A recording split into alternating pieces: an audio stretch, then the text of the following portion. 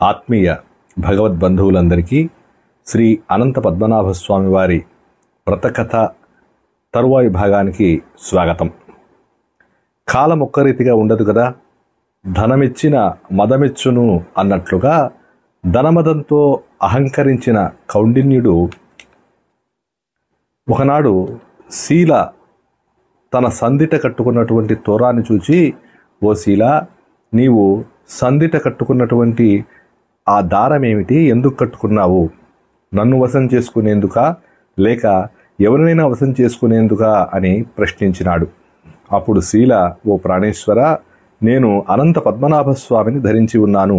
ఆ దేవుని అనుగ్రహం వల్లనే మనకు ధనధాన్య సంపత్తులన్నీ కలిగినాయి అని చెప్పగా, మిక్కిలి కోపంతో ఆ కౌండిన్యుడు కళ్ళెర్ర చేసి ఆ అనంతుడెవరు అని దూషిస్తూ ఆ తోరాన్ని తెంచి భగభగా మండే అగ్నిలో పడేసినాడు. దాంతో శీల బాధపడుతూ పరిగెత్తుకుని పోయి ఆ తోరాన్ని తీసుకుని వచ్చి పాలలో తడిపెట్టింది. కొంతకాలానికి కౌండిన్యుడు చేసిన ఆ పాపకృత్యము వల్ల అతని ఐశ్వర్యమంతా నశించిపోయింది. గోధనము దొంగల పాలైంది, గృహము అగ్నిపాలైంది. అంతేకాకుండా ఇంట్లో ఎక్కడెక్కడ పెట్టిన వస్తువులన్నీ అక్కడెక్కడే నశించిపోసాగినాయి. మాట్లాడితే కలహం సంభవించేటువంటి దుస్థితి వచ్చింది. ఇటువంటి పరిస్థితుల్లో కౌండిన్యుడు అడవుల్లో తిరుగుతూ ఆకలి బాధతో ఉండంగా అనంత పద్మనాభ స్వామి గుర్తుకొచ్చినాడు. ఆయన దర్శనం ఎలా అవుతుంది అని ఆలోచన చేసుకుంటూ ఒక చోటకు పోయినాడు. అక్కడ విరగగాసిన పండ్లతో కూడిన ఒక మామిడి చెట్టు కనిపించింది. దాన్ని చూచి ఆ చెట్టుపైన ఒక పక్షి కూడా వాలకుండా ఉండడం చూచి ఆశ్చర్యంతో, ఓ వృక్షరాజమా, అనంతుడనే పేరుగల దైవాన్ని చూచావా అని అడిగినాడు. అందుకు ఆ వృక్షము, నేను ఎరగను అని చెప్పింది. ఆ తర్వాత కౌండిన్యుడు మరికొంత దూరం పోయి పచ్చగడ్డిలో అటూ ఇటూ తిరుగుతున్న గోవత్సమును చూచి, ఓ కామధేనువా, నీవు అనంత పద్మనాభ స్వామిని చూసావా అని అడగ్గా, నేను ఎరుగను అని చెప్పింది. అలాగే కౌండిన్యుడు మరికొంత దూరం వెళ్ళి మోకాలెత్తు పచ్చికలో నిలబడి ఉన్న ఒక ఎద్దును చూచి, ఓ వృషభరాజమా, అనంత పద్మనాభ స్వామిని చూచినావా అని అడగ్గా, ఆ దైవమెవరో నాకు తెలియదు అని చెప్పింది ఆ వృషభం. కొంతకాలానికి కౌండిన్యుడు మరికొంత దూరం పోయి ఒకచోట 2 కోనేర్లు అందలి జలం ఒకదాని నుంచి మరొక్కటికి పొరలుతూ ఉండడం చూచి, ఓ కోనేరులారా, మీరు అనంత పద్మనాభ స్వామిని చూచారా అని అడగగా, ఆ పుష్కరుణులు మేమెరగము అని చెప్పినాయి. అలాగే ఇంకొంత దూరం కౌండిన్యుడు పోయి ఒక గాడిద, ఒక ఏనుగు కనపడితే వాటిని చూచి, మీరు అనంత పద్మనాభ స్వామిని చూచారా అని అడగగా, మేము ఎరగము అని చెప్పాయి. దీంతో కౌండిన్యుడు మిక్కిలి దుఃఖంతో బాధతో మూర్ఛపోయినాడు. దాంతో భగవానుడు కృపతో ఒక వృద్ధ బ్రాహ్మణ వేషంలో వచ్చి, ఓ విప్రోత్తమ, నా వద్దకు రమ్మని ఆయన తన గృహానికి తీసుకొని పోయినాడు. ఆ గృహము నవరత్న మణిగణ ఖచ్చితమై సకల ఐశ్వర్య వైభవాన్ని చూచి ఆశ్చర్యపోయినాడు కౌండిన్యుడు. దాంతో స్వామివారు నిజరూపంలో శంఖచక్రధారుడుగాను గరుడ సేవుతునిగాను ఉన్న తన స్వస్వరూపాన్ని దర్శింపజేసినాడు.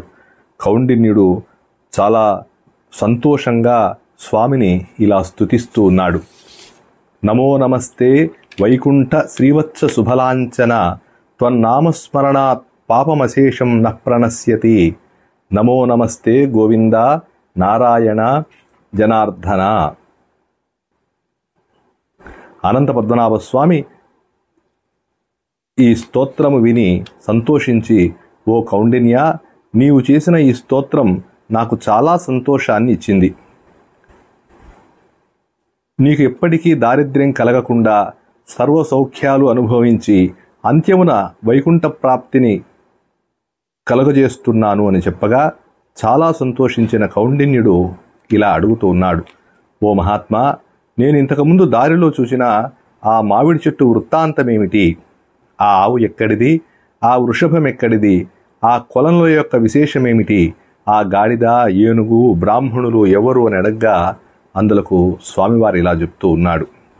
పూర్వం ఒక బ్రాహ్మణుడు సకల విద్యలు చదువుకొని గర్వంతో ఎవరికీ విద్య చెప్పకపోవడంతో తర్వాత జన్మలో అడవిలో ఎవరికీ ఉపయోగపడని మామిడి చెట్టుగా జన్మించినాడు.